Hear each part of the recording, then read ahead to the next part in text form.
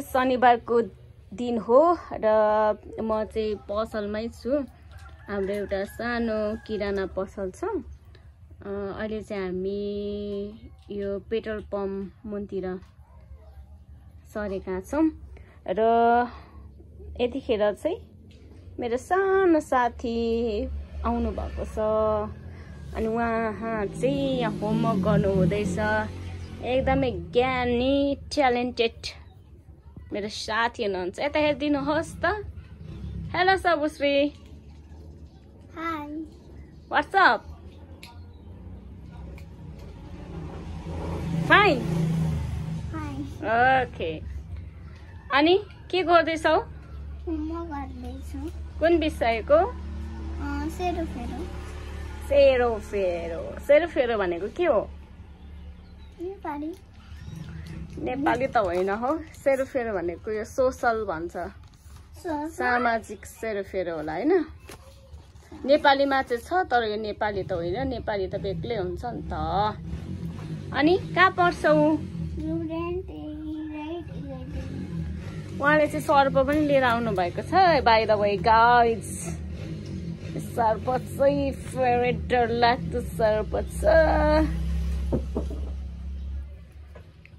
सबुश्री चाहिँ 1 बाट के भयो अरे? 1 मा 4th भयो। Not bad, very good. किनभने सबुश्रीले चाहिँ क्लास जम्प गरेको हो, नयाँ स्कुल गएको हो, त्यही भएर अलिकति अप्ठ्यारो त भयो होला। र पनि 4th भएछ फाइनल एक्जाममा। Very nice, fantastic Sabushree. तर म 7 र 4 बाट एउटा भएको छु। 4th भएको छ। अब 2 मा त फर्स्ट हुनेवाला छ नि। मेहनत गरेपछि फर्स्ट भइहाल्छ नि। कति भएको थियो? 4th।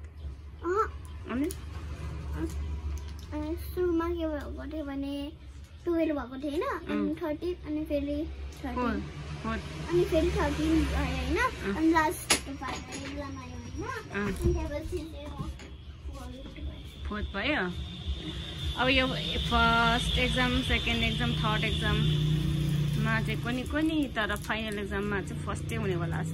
फर्स्ट सेकेन्ड थर्ड हुन्छ होला उनी। हुन मन छ कि छैन भन त पहिला। ए नभए त फेरि फर्स्ट हुनै पर्छ भन्ने चाहिँ छैन। सिर्जना आन्टी चाहिँ के हुनुहुन्छ?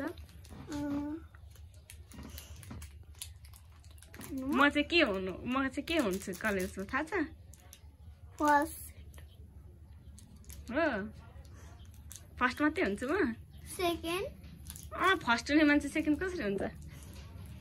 फर्स्ट अनि म कहाँ पढ्छु? दाजु होइन, मलाई सिनी भनेको होइन। अब त मेरो पढाइ सकियो इलाममा। अस्ति पढेको। म कति क्लासमा पढ्छु सबुश्री? तपाईँ कलेजमा पढ्नुहुन्थ्यो, अस्ति नै पढ्नु हुँदैन। किन? सकियो। त्यही त कतिमा पढ्छु त? पढ्नुहुन्छ फेरि 11?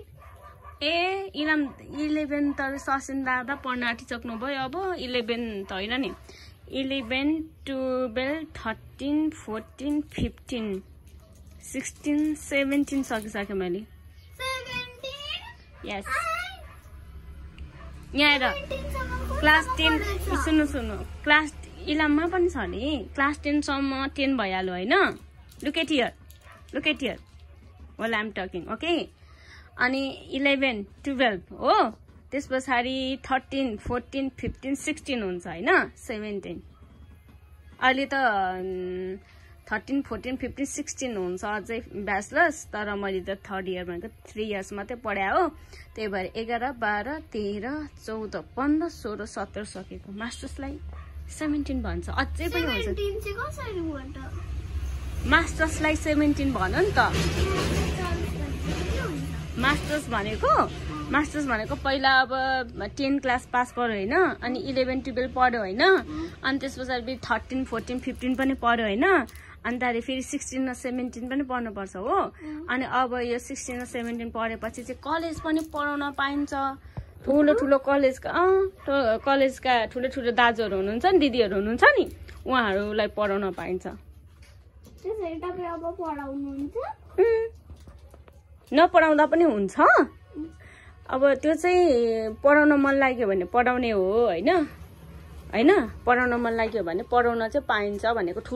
ठुलोलाई पढाउनलाई त अनि ठुलै पढ्नुपर्छ कि पर्दैन त?